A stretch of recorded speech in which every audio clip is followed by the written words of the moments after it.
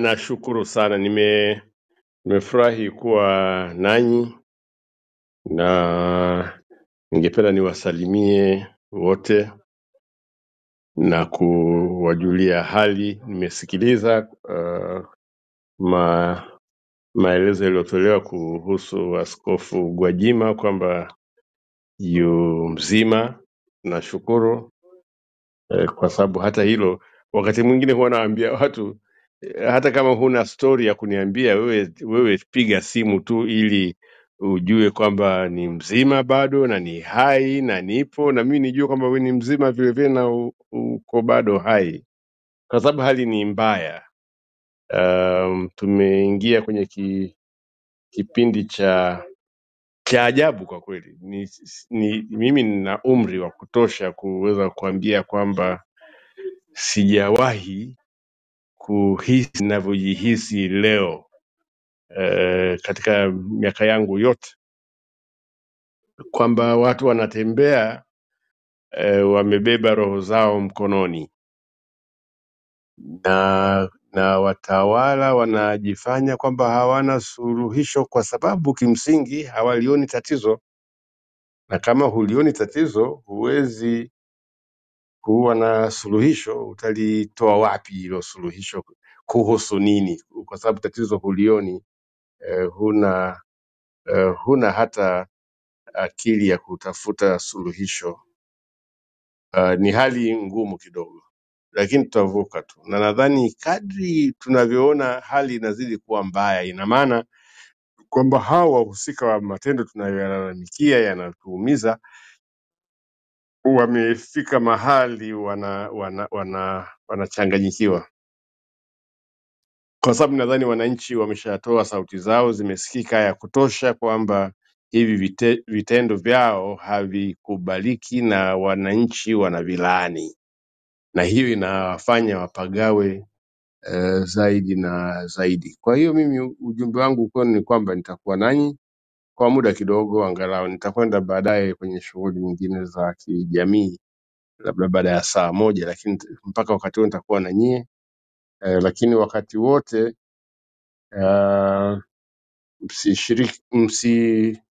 msisite kunishirikisha katika shughuli kama hizi, ambapo napata nafasi ya kuwasiliana na wenzetu na kujua kwamba bado ni wazima, na pale penye matatizo tuelezane matatizo yaliyopo, na kama kuna njia ya kukabiliana nayo hayo matatizo basi tutafute kwa pamoja hiyo njia ya kukabiliana nayo. Asanteni sana na niko hapa. Karibu. Asante sana Mheshimiwa Jenerali Ulimwengu. Asante sana. Mimi ninafuatilia yote, kwa hiyo nadhani naweza kuingia. Sijui kama kama nasikika, naomba niingie moja kwa moja. Kwanza napongeza sana. Tusiruhusu kugawanywa kwenye makundi yoyote hapa sasa hivi. Katika hatua hii hatuhitaji kugawanywa. Chadema ilifanya kazi yake ikazunguka nchi nzima, na bahati nzuri Mwaipaya, wewe na mimi pia tulishiriki wakati wa mzunguko. Kazi ya Chadema ilikamilika tena kikamilifu kabisa. Watanzania wakaanza kupokea, na ndipo wakatokea vijana wetu Gen Z wakiona saa nyingine kwamba hata sisi wazee wao tunachelewa, na ni dhahiri wazee na vijana hawawezi kukimbia kwa mwendo sawa. Na wapongeza sana vijana wote wa Gen Z kwa sababu wao wana cha kupoteza kuliko hata sisi wazee, lakini haina maana ya kwamba hatuko pamoja. Wakati wa Tanzania waliposema sisi tutauzuia, ni pamoja na vijana wao, maana yake Gen Z.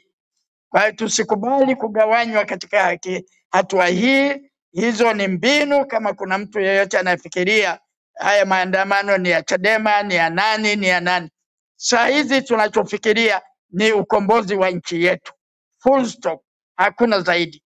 Kumbukeni ni miaka 48 tangu katiba ya sasa tunadai marekebisho, hatujapata. Ndio matokeo ya haya yote tulionayo. aliyotukatalia wala sio Samia peke yake, ni CCM yenyewe. Wanaotakiwa kupigwa saa hizi ni Samia kama rais wa leo, lakini na CCM katika ujumla wao. Kama kuna Watanzania wema wanaoipenda Tanzania, wanaowahurumia Watanzania, wanaochukia ubakaji na ufiraji, wakati wa kujitokeza ni sasa. Msijifiche nyuma ya chochote. Hapa Watanzania wameshachukia, wamekasirika, hawawezi kuendelea kufirwa tena, na wala IGP na timu yake ya polisi. Sasa hivi nilipokuwa napitia sheria inayounda jeshi la polisi, IGP ni mtumishi wetu wa Tanzania, tambueni hilo. IGP ni mtumishi wenu.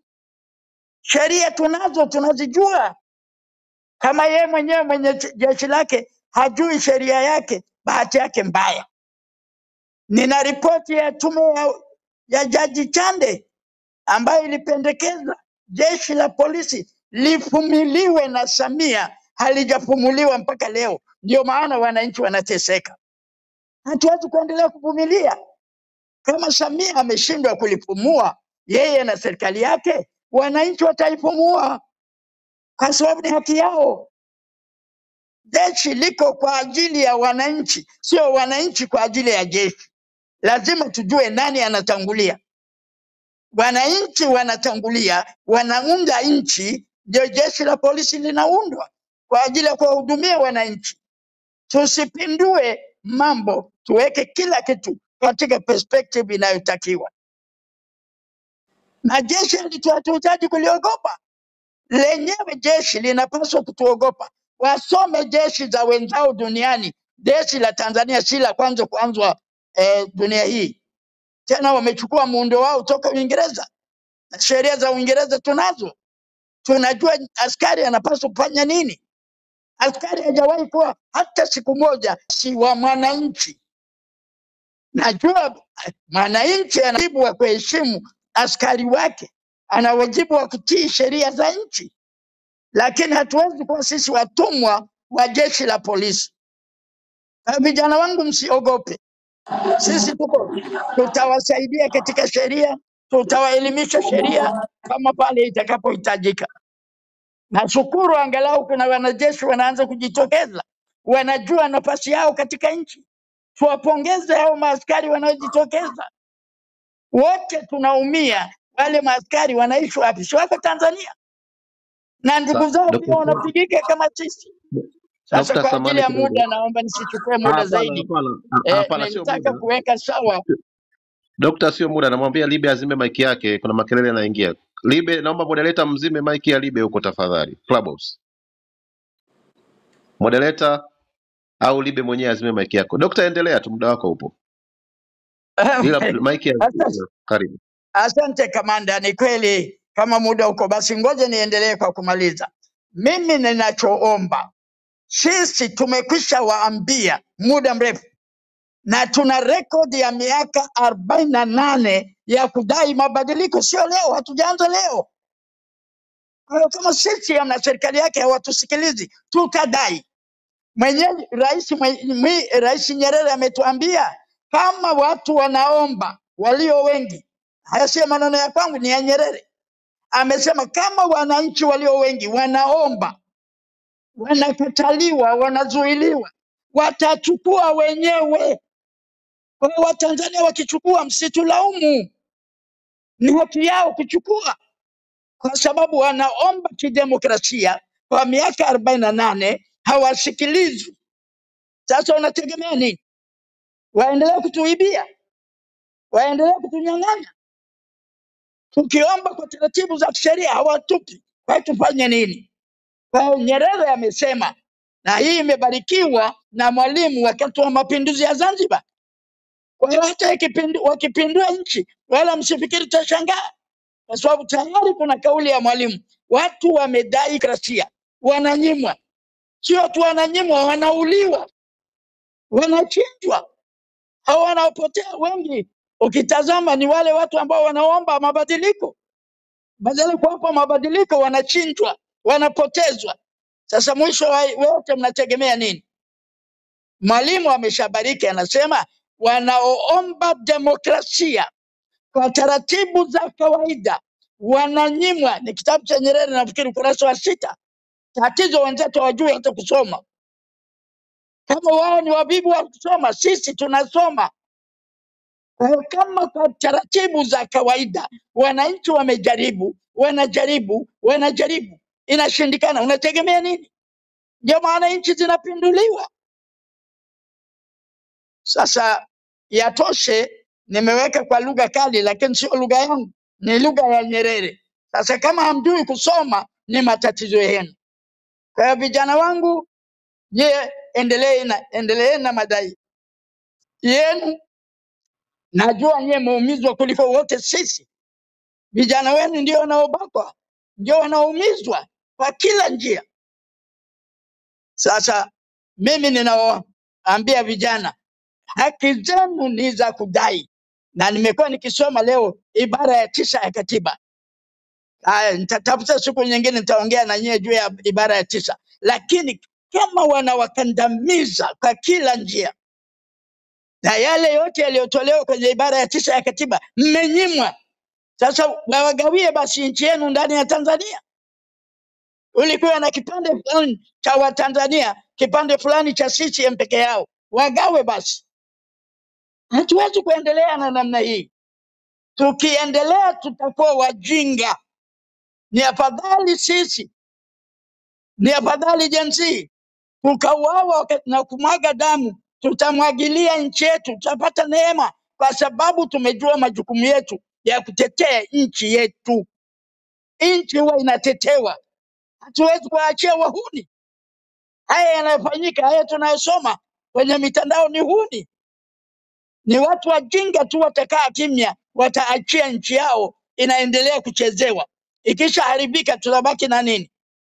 Ikishauzwa yote, ardhi yote ikiuzwa, rasilimali zote zimeuzwa, national park zote zikiuzwa, bandari zote zikiuzwa, tutabaki na nini? Wakati wa kutetea ni sasa, ambapo bado kuna kitu kimebaki. Hata kama tutaumia tukiokoa kilichobaki, tutasimama, tutasema tumekomboa taifa letu na Mungu atatubariki. Asanteni sana. Inabidi iwe madhubuti kweli kweli kaka, iwe madhubuti kweli kweli na nguvu ambayo ni kweli tunaogopa chama kitafungiwa, tumepigwa, tumefanya vyovyote, lakini madhubuti ya kutekeleza tarehe 29 ya no election ambayo tunakuja nayo, ambayo no election inakuwa iwe madhubuti, inakuwa iwe mikakati madhubuti, tusije kuonekana kwamba hii move tumeiachia Gen Z alafu sisi tumekaa kidogo na mwisho wa siku watu watatucheka na tuonekana kwamba tuliongea uongo majukwaani. Hiyo kitu ndio ninachokiogopa sana. Ndio hiyo tu kaka Libe, unaweza tuendelee na mtu mwingine, lakini umeona kaka Nguti naye alikuwa mimi ni Mwaipaya nazungumza kutokea huko TikTok. Kaka Mwaipaya. Mimi nazungumza kuanzia kutokea huko TikTok. Kwanza Watanzania wanapaswa wajue sisi ni wanachama wa Chama cha Demokrasia na Maendeleo Chadema. Tulikuwa na operation ya no reforms no election nchi nzima, kanda ya Nyasa, kanda ya kusini, kanda ya kati, kanda ya magharibi, na ilikuwa ina mwitikio mkubwa sana operation ya no reforms no election.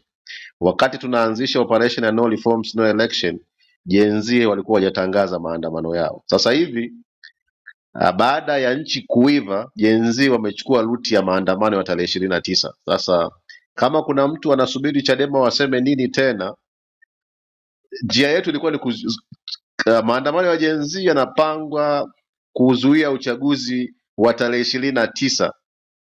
Sasa kama kuna mtu anataka tena Chadema waseme watafanyaje tarehe 29, tutakuwa tunaikosea nchi yetu. Na maandamano hayapaswi kuwa ya Chadema tu. Kama wananchi wameamua, hii nchi sio ya Chadema.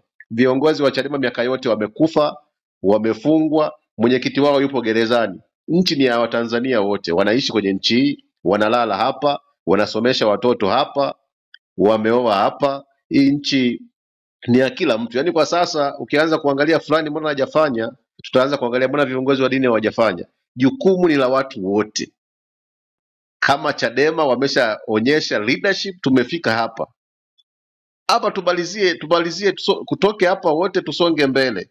Ukiona watu tarehe 29 Gen Z wao wanakwenda wanasema no reforms no election, ni kauli ya Watanzania wote, kwa sababu matatizo ya Watanzania hayabagui dini, kabila wala umri. Kwa hiyo sasa hivi, kwa kuwa lengo letu lilikuwa ni moja, tuungane na kila mtu mwenye nia njema. Maandamano yoyote yakiwa yana taswira ya chama cha siasa hayajawahi kufanikiwa. Kwa hiyo sidhani kama chama chetu kinaweza kaingia huo mkenge, lakini sisi tunaunga mkono. Hakuna hata mtu mmoja aliyetoka akasema hayo maandamano ni ya kipuuzi. Hiyo ni haki ya wananchi, wanafanya jambo jema kweli kweli, na sisi tunawaunga mkono kwa namna yoyote ile. Kwa hiyo kama chama